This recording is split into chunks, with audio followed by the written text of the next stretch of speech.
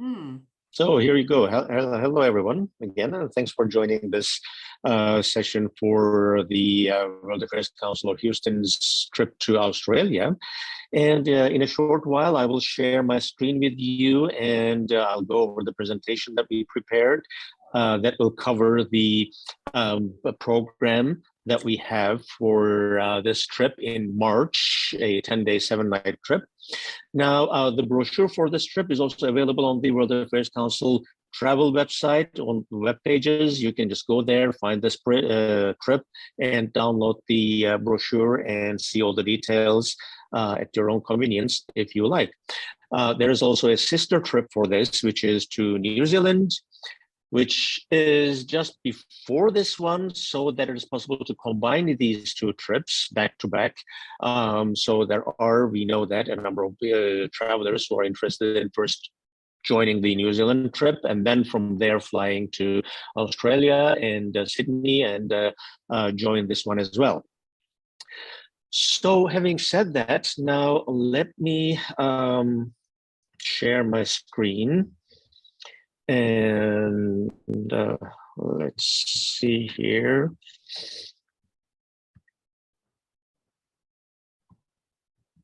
Okay. Now, do you see the, Yes. I suppose, correct screen, right? Now I'm trying this for the first time. I have two separate monitors, and so I managed to share the correct monitor this time. So this is the headlines. Australia, Sydney, Melbourne, the southeastern part of Australia. It's a big country, it's a continent. And from March 12th to 21st, 10 days, 7 nights. So it's about 3 days on the way, flying there, coming back. So we'll talk about those flight details too. Let's go to our second screen.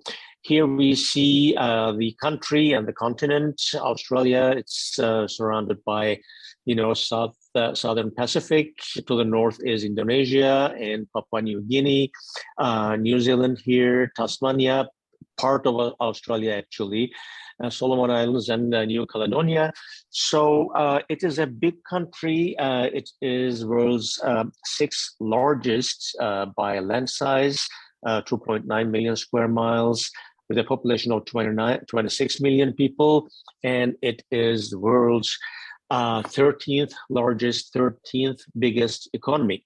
So it is a developed country, and from east to west, it shows quite a variation in climate, in the what is that? The topography, landscape.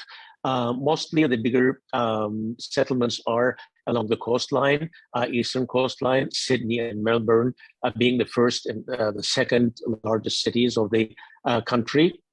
And so we will be concentrating our trip in this area to the south eastern part of the country. The continent had been inhabited by indigenous Australians for the last 65,000 years at least, but Europeans came starting from 17th century, and it is a country of immigrants, very similar to the United States. About 30% of the population are immigrants, and it's a part of the British Commonwealth at the moment. So it's a parliamentary democracy with constitutional monarchy. And so we will fly into Sydney either directly from Houston. Now United Airlines has a direct flight, nonstop. So if they don't change, because recently New Zealand, for example, New Zealand Airlines, they had a direct flight from Houston too, but they canceled that. So just you'll have to fly via San Francisco. So at the moment, United still flies. So for those of you who want to join this Australia trip only, you can fly from Houston to Sydney direct. And for those of you who fly to New Zealand first and join the that part of the trip, then they will fly to Sydney from Queenstown on the 14th of March. So as I mentioned, Sydney is the biggest city, and well, the whole country actually. It was, with the Western European settlements starting. The British first established their continuous settlement as a penal colony in 1783, and in 1901, different colonies formed a federation and just had their independence. And they joined the First and Second World Wars, as I'm sure you know, and they fought in Gallipoli in Turkey, stationed in Egypt, the Anzac forces, the Australian New Zealand Army Corps. So this was the center, Sydney. This is the capital of New Southern Wales. The city was established in 1788. Now it's the biggest city, as I mentioned, population of 5.3 million people. Now this is the view, an aerial view of the harbor. It's a natural harbor. In a short while, we will see the map, and it'll be easier to see the layout. So this is the harbor bridge, and we'll stay at a very nice hotel with the harbor view rooms, Shangri-La, Darling Harbor. So this is the old harbor, and it was the original part of the commercial port and Darling Harbor view. So here we see this is more an iconic view of Sydney, with Sydney Opera House in the center, and the harbor bridge, and the entrance to the main harbor. Here we see the map here. As you see, this opens to the ocean, and as you come in, Opera House is here, and the main harbor bridge is here, and this is the main center with the botanic gardens, which we are going to go. Our trip, once we arrive, those who arrive from Houston, they will arrive early in the morning and spend the day resting, and those who arrive from New Zealand, they will arrive in the afternoon. So the arrival day is for resting and acclimatizing to the, with all the time difference and everything, to the place.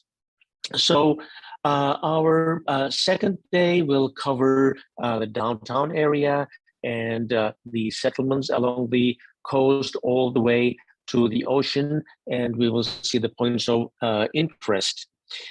So our day trip sightseeing will cover a number of interesting parts of the city that shows the heritage, the history, and today's city life.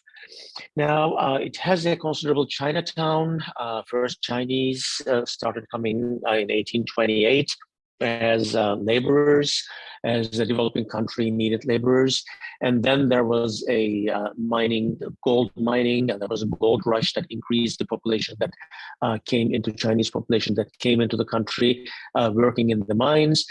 And of course, it's all, just developed into various Chinese settlements around the biggest cities of the country.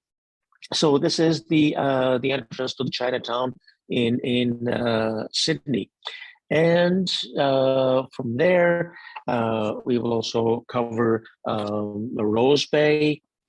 There are these names: Darling Harbor, Rose Bay. They're all named after certain eminent Britishmen during the time of colonization. And so Darling Harbor, that was named after one of the governors, his last name, governors of New Southern Wales colony at the time. He was the governor of the colony, and he developed the harbor and named the harbor after himself. And this Rose Bay, this is one of the important suburbs of the city. It is one of the pleasant places to live in the Sydney area, and named after a certain George Rose, who was the Secretary of the British Treasury at the time in late 19th century. Now, it is a residential suburb, but it's worth seeing because of a number of locations that we are going to see. For example, the Gap here, this is an ocean cliff, a promontory facing the Tasman Sea, and it has very nice view. One of the nice locations that people of Sydney and the visitors come here. And it also has infamy for suicides, unfortunately, and a number of shipwrecks from the end of 19th century. So we will cover these areas and end up in one of the famous beaches, Bondi Beach, which is popular with the local population and especially surfers. And Bondi, the name this time is not from British history, British colonial history, but it is an Aboriginal name in the Aboriginal language.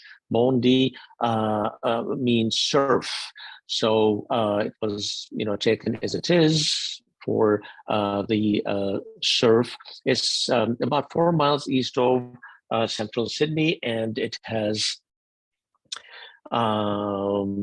nightlife, restaurants, and pubs and clubs around it. So it's one of the popular areas of the city. Well, I need to remind that the trip is in March, of course, and this is Southern Hemisphere, so it is going to be the beginning of their fall. As we have our spring here, it will be the beginning of their fall. So it will be a nice time, not to swim maybe, but to do a number of other things, which we're going to talk about in a short while. So after our panoramic trip in the city, just walking in certain parts and driving through in others, we will come back to the Darling Harbour area and have a harbor cruise with lunch. So we will have our lunch on this or a similar cruise boat, having or enjoying the nice view of the city. And here again, we see the symbol of the city, Sydney Opera House, which we are going to visit in the afternoon. We'll have an exclusive visit inside. This is a performing arts center, of course, not only an opera house.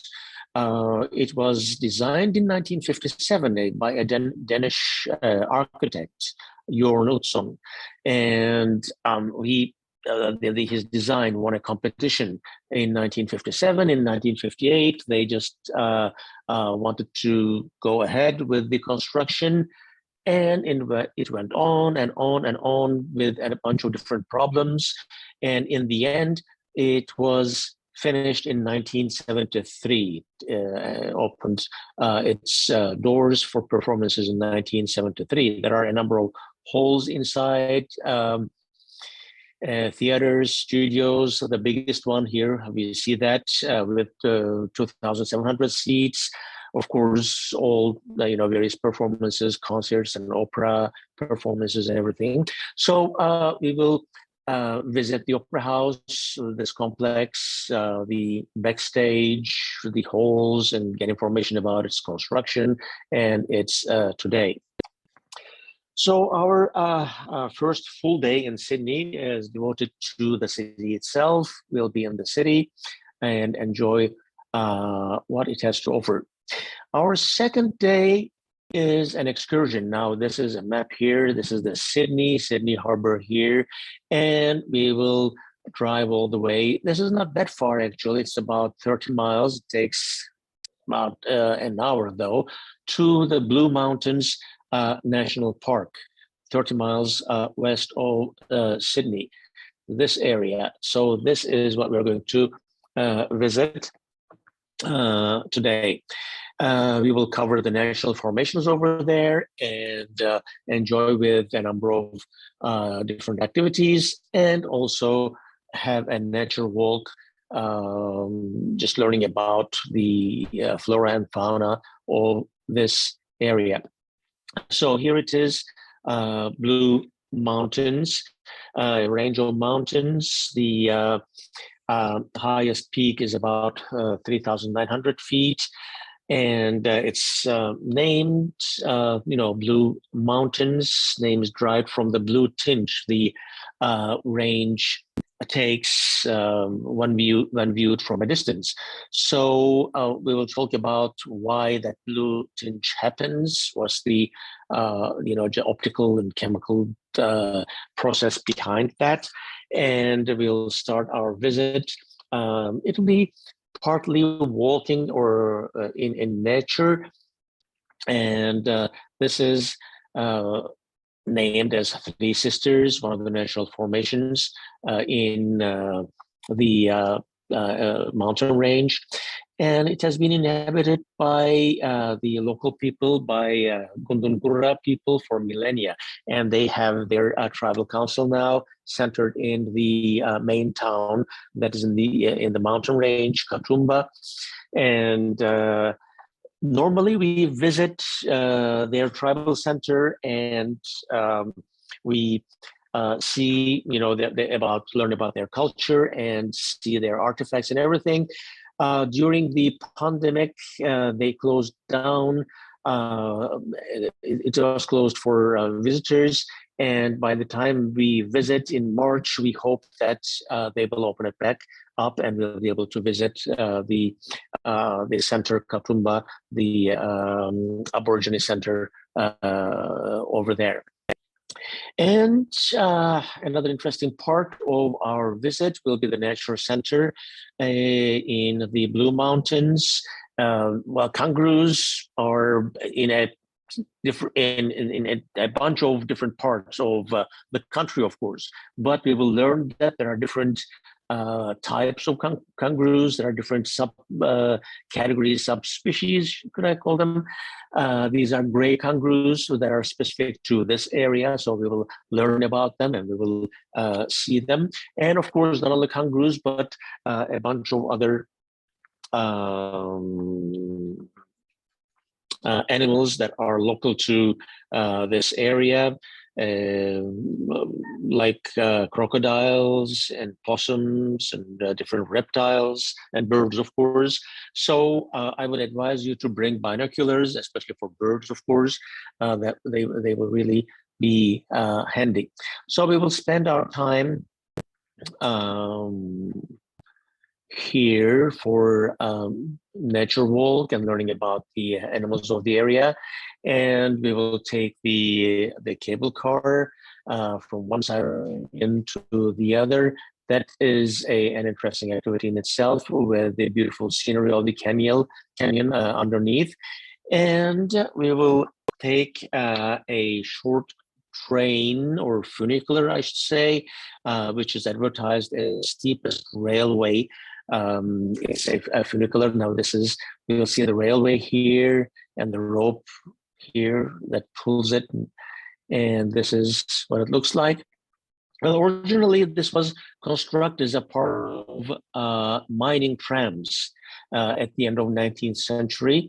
And because of, or at the time of that gold rush especially, they were being used to carry workers, laborers from one place to the other into the mine, out of the mine. And of course, it was all renovated and safe now, and used for what is that? To enjoy the rides. So we are going to try this too. And at the end of the day, we'll go back to Sydney and spend the night again enjoying the city. So New South Wales, this is one of the states of today's Australia, and Victoria is to the south. So from Sydney, we will fly. We will have a morning flight from Sydney to Melbourne, and it's not a long flight actually. And upon arrival, we will start our sightseeing. Now, Melbourne, this is the second populous city with a population of about 5 million. It is the leading financial center of Australia, plus not only Australia, but of the region of the Asia Pacific region. It is a developed city, and it is, should I say, advertised, or it is praised as one of the most livable cities in the world.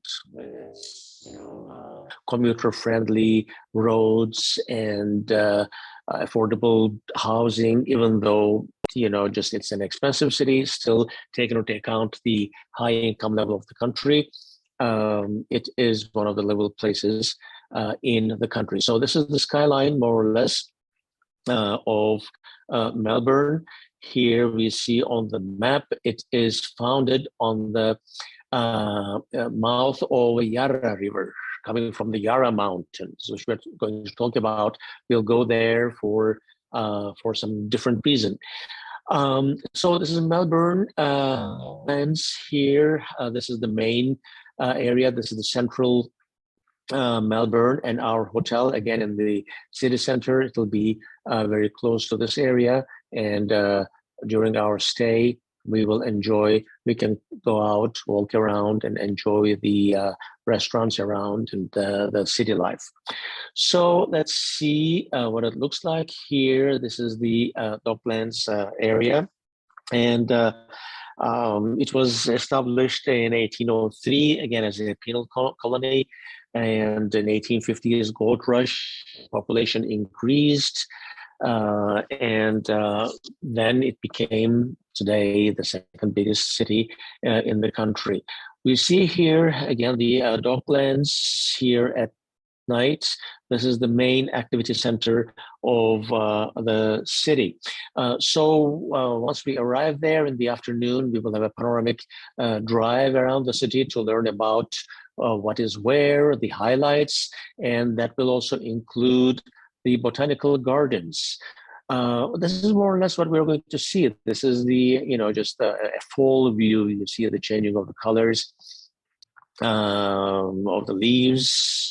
You see turning yellow. So we will spend some time, walk around, and learn about the city.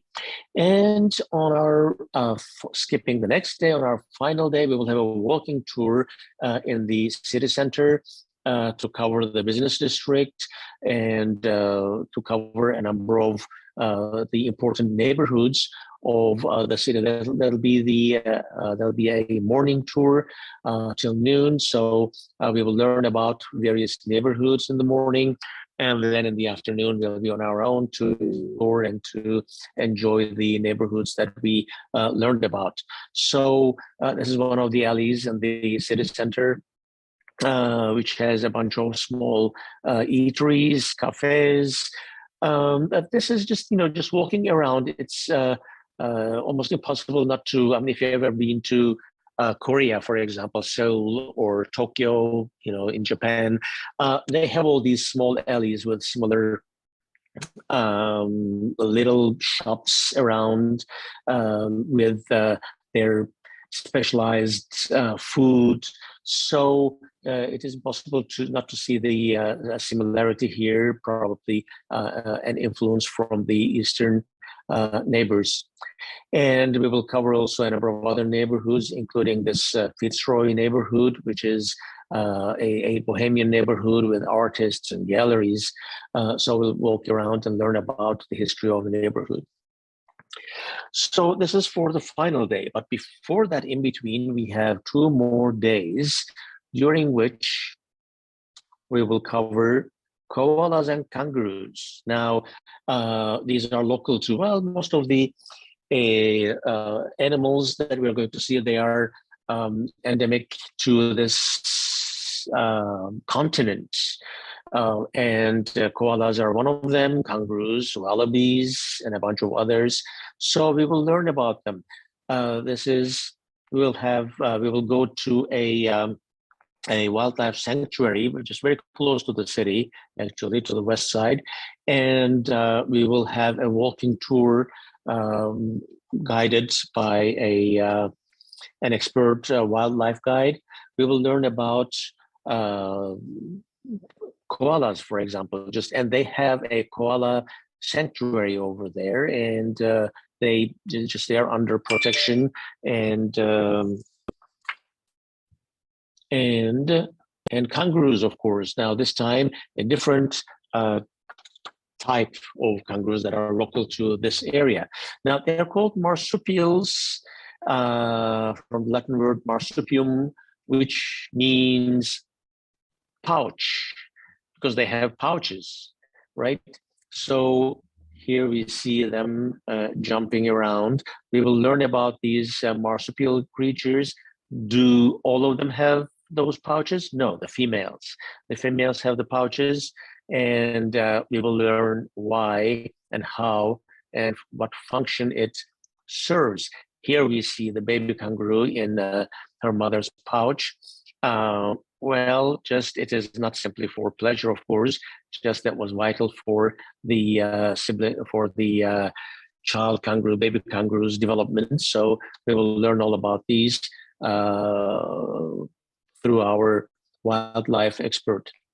So we will spend our day in this, excursion in the wildlife sanctuary, just walking around and learning about the wildlife in this part of Australia. And our next day from Melbourne, this is for another excursion to Yarra National Park here in this area. Yarra National Park, well, it also has its own, its a forests area and a mountain range and everything. But what is interesting for us is the wine country. This is more or less the Tuscany of Australia. Well, wine production is an important industry in Australia. Australia is one of the main exporters of wine, actually. And vineyards, of course, Europeans brought them starting 1788, and different kinds of wine plants, and mainly from France and Spain. So I'm sure you tasted Australian wine, and they are, they have a big variety, and we will have a chance to visit a number of wineries, and this being the beginning of fall in our time, best season to visit the vineyards and to learn about their wine production. Not only that, but also to taste and have lunch and spend our day, more than half a day actually, in the vineyards of southeastern Australia in Yarra Valley. So that'll be our main activity, and that will be the end of our tour, 7 nights, 10-day tour, and we will fly back to Houston. So I will stop sharing my screen, and let me start my video here. So that's going to be our trip, and 7 nights for just one part of the country, but seeing that part in detail, that is valuable. And if you have time, and if you haven't ever been to New Zealand, I would suggest that you would join both, combining both trips. And New Zealand trip is longer, and it has more variety, again, with Maori culture and vineyard visits and dolphin cruise, and of course visiting the cities and art galleries and everything. So when combined with the this trip to Australia, it will be, well, a more or less complete trip to the significant part of Oceania. So this is the trip, and if you have any questions, please do ask. And as I said, the brochure is on the website and you can download that. And this video will be on the website too. So if you want to, if you want to refer this to somebody else, you can just send the link to the video and to the pages. I have Anybody a have any question. questions? Yeah, I have one. This is Nancy. Sure. So, and again, I'm sorry, my camera's not working, but I was wondering how we would combine the trips. Mhm. Yeah. Yeah, that will work. Now, this trip starts on the 12th and arrives in Sydney on the 14th. New Zealand trip, it ends on the 14th and directly flies on the same day to Sydney. So, yes, so there is no gap in between. Okay. So they just match, just I'm opening up the brochure for New I Zealand see in front that of me now. to give you the exact. Yeah, I it will got be it. from March 3rd to March 14th. Okay. So when it ends, this starts on the same day, they overlap. So Mhm. there is no gap in between. Okay. And we have a combined itinerary as well as a combined application if you want to combine the trips. You could just email me and I can get those over to you. We haven't put those up on the website yet. Yeah, I mean, I figure as long as I'm gonna be over there. Yeah, just going all the way there. That's true. Yes. Anybody else have any questions? Jen, Nancy? I didn't see any of the cost numbers in the brochures. It's not in the brochure. There's a separate application form. When you go on the website, on that web page, there are two documents. One is the brochure, which doesn't have the price or anything. And then there's the application form, which has the pricing. Well, the Yes. application on my website, when I hit the application, I don't get the application. The only thing I can see is the tour. I got it. Because I'm looking at it. So maybe it was your computer or something, but it opened for me. All righty, well, I'll figure it out or I'll get in touch with the. Yeah, I'm Are you also, on- yeah, definitely. Are you on the info session page or are you on the actual trip page? I'm not sure which one's which. I hit the tour button is what brings up what I can see. If I hit and a lot of times the itinerary button doesn't even come up. You will not click on the tour button. You will click on the title. It doesn't look like it can be clickable, but it is. All right, well, I'll figure it out or I'll get the information. Yeah, sure. You'll click on the title, Australia, and then the correct page opens up. Yes, and if you have any questions, you can always email me or I can send you an email as soon as I get in tomorrow with that information.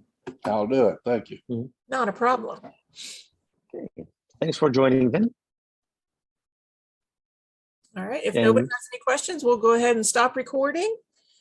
And if anybody needs anything, I will be at the office tomorrow. I'm the new travel coordinator. So I'm helping Ilias out on this side, and that's going to be my job moving forward. I know many of you have met Sandia before, and I'm working under her, taking over kind of all the travel duties. So if you have any questions, just reach out to me. I'll be more than happy to help. And Ilias is always available as well. Okay, I have another question. This is Nancy again. Sure. With COVID, I mean, who knows what it's going to be like in a year, but I really don't know what it's like in Australia either, even now. So can you kind of address that, what it's like now and what y'all At the moment, all the restrictions were stopped, and just free entry. They just require PCR tests still, but that is for now. And for March of next year, it's difficult to see from now, but we expect that all these restrictions will be removed and it'll be totally just free entry going in both to New Zealand and Australia. Of course, as news, changes, as things develop, we'll inform everybody. Would that, or I don't know if it, I mean, this trip is a long time from now, but if COVID flares up again, does the council expect to cancel trips? Does it expect us to buy travel insurance that would cover that? Or have y'all considered that? We always encourage you to buy travel insurance. Ilias can Mhm. speak to that, but it's impossible for us to say what's going to happen in March. Mhm. And Mhm. things change daily. Just last week or 2 weeks ago, we found out that there's no longer COVID tests being required to enter back into the US. So things can change on a daily basis, but we Mhm. definitely take all of those factors into consideration. Ilias is, on top of every country that he works with and getting us the most up-to-date information on that. And he will definitely keep us updated, and we will update you all as well if we have to cancel trips or, even if anything Or changes, make any changes. Yeah. or an itinerary change or anything like that. Okay, I have another question. I've gone on a couple of World Affairs Council trips before, and by the way, I recommend the Cuban one. I went on that a few years ago. It's interesting. Is there a minimum number of people that y'all need to sign up for this before you take it? We usually try to have 5 to 10. Oh, Yeah, okay. this My is our, trips were bigger, so that's interesting. well, Okay. we have found that since COVID, the groups have been smaller, but we expect that Mhm. they'll get larger as people start feeling more comfortable in traveling and Mhm. different countries are opening up. I think Ilias has seen that there's been a lot of changes in the last 2 years in several Mhm. different countries, and some of them are just now opening back up, not getting the numbers that they thought they were going to. And, I think that'll increase. Ilias, I think you and I have talked about that. We think that'll increase Mhm. as the world becomes more comfortable and more normal again. Mhm.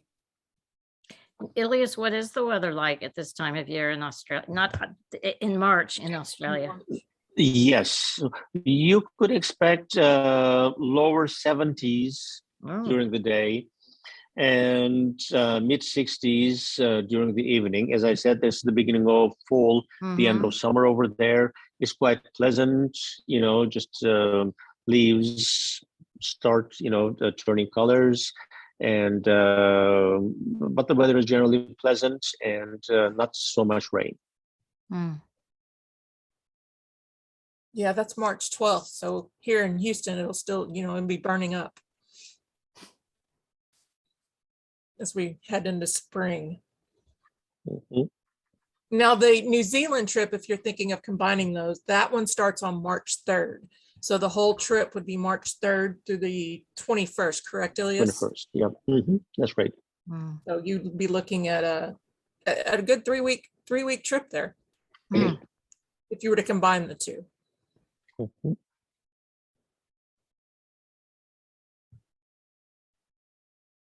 Any more questions? Well, I am interested in that. So at least finding information out about that. So how do I get information? I can email you in the morning the Okay. combined application. The Okay. combined, yeah. Yeah. And the Because there's a combined discount. brochure. Combine them. Yes, and the combined brochure. There's a discount if you combine the two. Mm. And we have several other people that weren't able to attend this that have expressed interest in the combined trip as well. Would you email that to me, Ken Morris? Email both those to me, please, Yes, of course. in the morning. I'd appreciate it. Thanks. Yes, not a problem at all. So I can do that. And as always, you can call me or call Ilias. We are more than happy to help answer any questions you may have. So if everyone's good, we're going to go ahead and say good night. Ilias, thank you so much. Good night, everybody. Thanks for joining.